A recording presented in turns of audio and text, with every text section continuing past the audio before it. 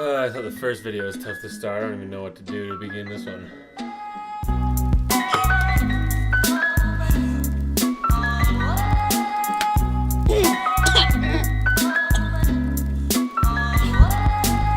Okay, so before I dive into the meaty project that I told you guys about in the first video, I wanted to make one more of something that's been prevalent in my life that will manifest itself in a lot of the videos I make. And honestly, I think it's something that a lot of people deal with. I had noticed that from my high school years and my early 20s until now, I had kind of lost my ability to focus on something or to learn something new. I just didn't have the attention span, and that's why I called it adult onset ADHD.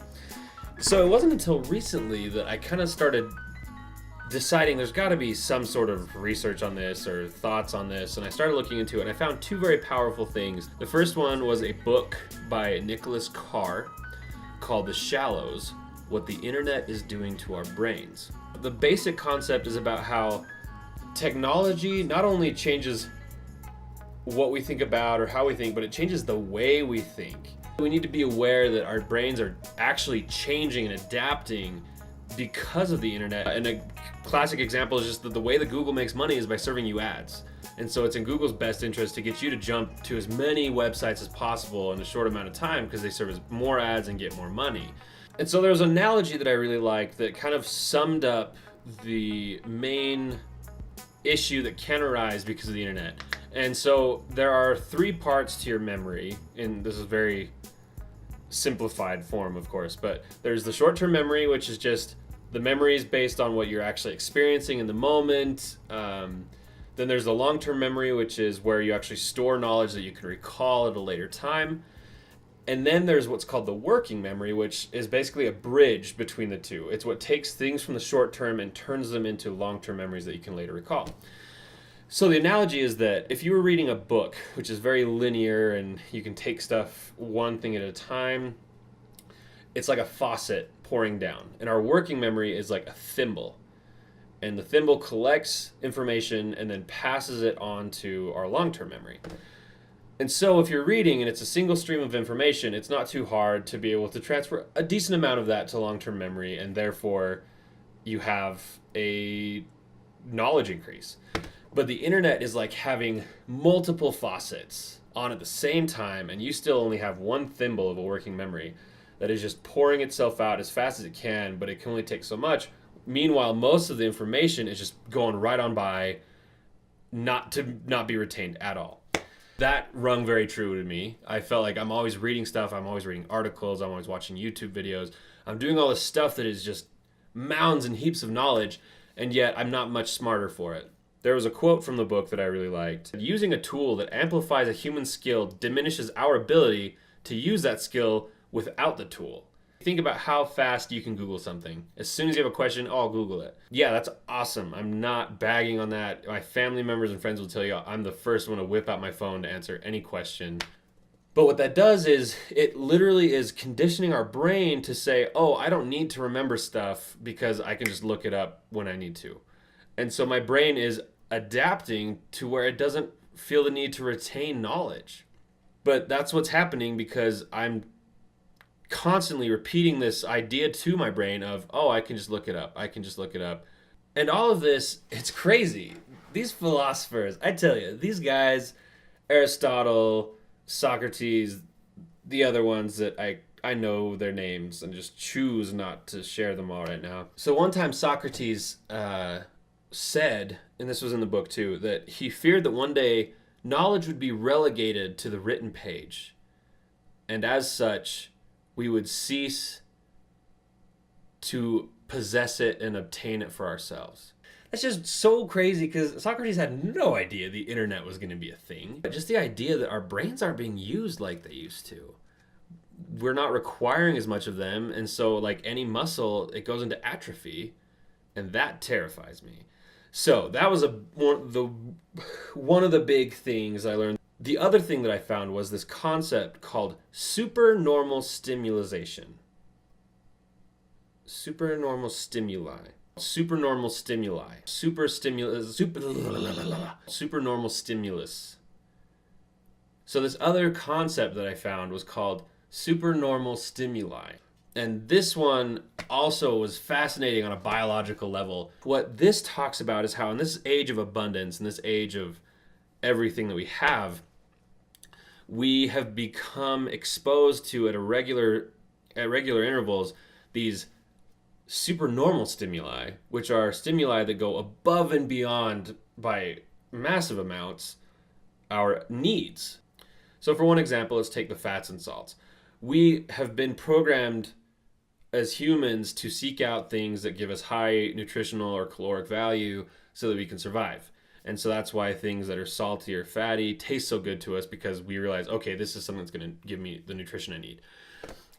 But now we've taken that and we have drive-through windows where we can get way more than we need in an entire day in one meal. We have grocery stores where you can buy absurd amounts of fats and salts, and we're addicted to them. We crave them, and we have access to them whenever we want, to the point where we don't even seek out the actual things that give us the levels we need, because it's so easy to have a level that's even higher. And we just feel this need to have more and more and more, because why not? It's fast-paced music. It's my favorite TV shows that make me laugh. It's sugar, it's fat foods, it's salty foods, it's video games. It's buying more stuff. It's browsing my favorite websites, checking social media multiple times a day. And even worse, it's combining two or more of these things at once to create this like fusion of stimuli. That dictates a lot of my life, is just how many different stimuli can I cram into one moment. And that was how I was feeling happiness. The problem with this is that now things that, as I said earlier, things that should be what I'm seeking out because they give me the levels I need of that stimuli just take too long. I don't care about them. They're not exciting enough. Books take way too long to read. Have you seen books these days? Going to bed at a decent hour is a waste of time because I could watch more TV or browse more websites or whatever. And eating healthy is just not exciting. I mean, it's not that it's terrible. I actually like a lot of healthy foods, but it doesn't give me a rush like pizza does. The worst part is that learning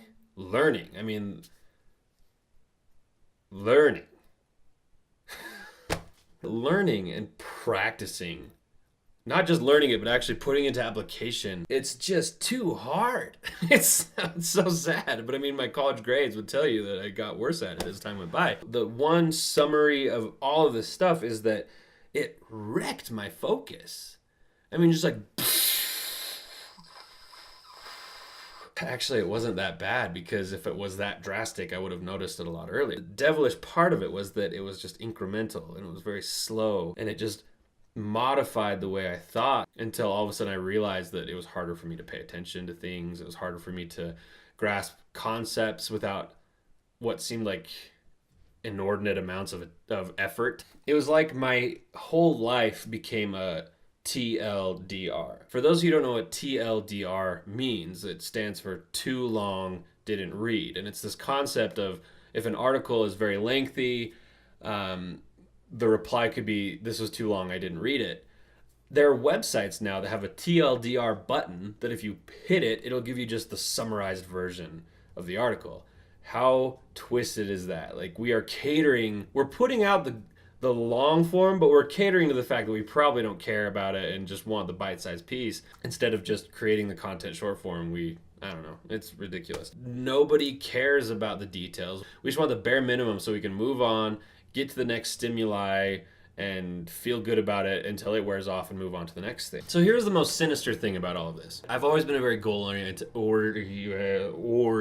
person, and I always love making plans because it's like the goal coming to life. I realized that I was still very good at coming up with goals. I was still pretty good at making plans, and I would get such a rush off of that. Like, I get excited creating goals and creating plans. I love that feeling. But then I lacked the execution to actually move it on to even the second step beyond that. At all levels, I was being hindered. I was being blockaded from actually progressing. And I'm not saying that for the past 5 years I've just made no progress. It's undercut my ability to grow and develop at the rates that I should be and as any normal human should be able to. So why am I talking about this? Why am I making this video to kind of showcase this issue I've been having? I believe a lot of people deal with this. I mean, I'm not the only one who uses the internet. I'm pretty sure that a ton of people have felt these effects and either don't realize it or just don't know how to get out of it. And for those who care about it and want to change that natural course that their brain is headed toward, I want to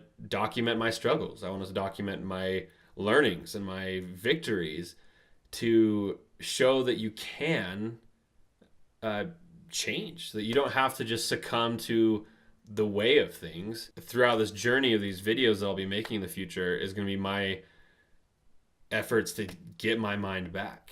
And I hope that that's valuable to some of you other people. So thanks for tuning in again. I promise the next video I'll actually talk about the project I've been hinting at these last two videos, and hopefully all of this will tie together and make sense. But as for now, I'm going to finish my LaCroix, which I am not being paid to show. I just really enjoy them. Enjoy LaCroix.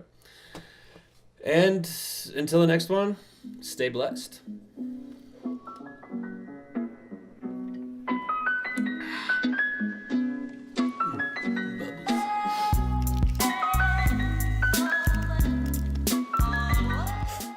What's up, boys and girls? So while I was editing, as you can see, I'm working on the video right now, I realized that because I'm a proper ninny that still just doesn't quite understand how to prepare your video well enough beforehand, I forgot to film like one of the most important parts for me of this video, which was to ask you guys how you feel.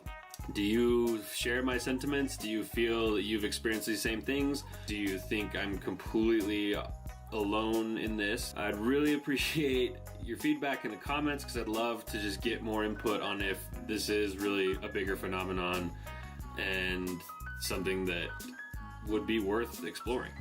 So just type your little things in there and we'll go forward from there. Okay, bye.